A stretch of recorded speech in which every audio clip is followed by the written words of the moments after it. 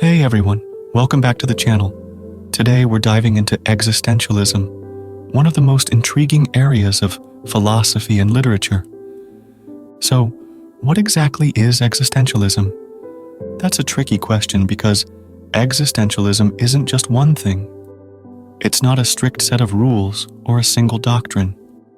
Instead, think of it as a movement or a way of thinking that really kicked off in 19th century Europe with thinkers like Søren Kierkegaard and Friedrich Nietzsche. The movement grew even more in the 20th century, especially after World War II, with big names like Jean-Paul Sartre, Albert Camus, and Franz Kafka making significant contributions. But what ties all these thinkers together? At its core, existentialism is about grappling with the human condition. It's about facing life's big questions like, why am I here? And what does it mean to be human in a personal and profound way? Robert Solomon described it well when he said existentialism recognizes the chaos and confusion of life, but resists the urge to cling to easy answers or familiar comforts. In other words, existentialists are all about confronting the messy, complicated reality of human existence head-on.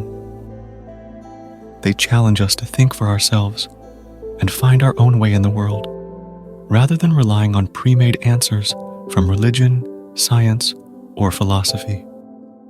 This approach can feel overwhelming, but it's also incredibly empowering. It's about taking control of our own lives and living authentically. So, how can existentialism improve our everyday lives? One key idea is the concept that existence precedes essence, famously put forth by Sartre. This means we aren't born with a predetermined purpose. Instead, we create our essence through our actions and choices. This perspective can help us realize that we have the power to shape our own lives and destinies, which can be incredibly liberating.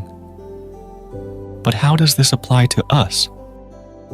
It means we can reject societal pressures and expectations and instead focus on what truly matters to us personally. By embracing our freedom to choose, we can create a life that's meaningful and fulfilling based on our own standards and values.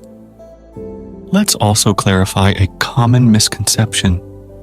Existentialism is not nihilism. While nihilism argues that life has no meaning at all, many existentialists believe that, while there might not be an objective purpose, we can create our own personal meaning. Nietzsche, for example, encouraged people to become who you are by developing and living by your own set of values and purposes. This idea can be powerful in our daily lives. Instead of feeling lost or overwhelmed by the absence of universal meaning, we can focus on what makes our own lives rich and purposeful. Whether it's through our relationships, work, hobbies, or passions, we can find and create our own significance. So, to wrap up, existentialism encourages us to face life's uncertainties and complexities head-on. It pushes us to reject easy answers and instead create our own meaning and purpose. While this can be challenging, it's also incredibly rewarding.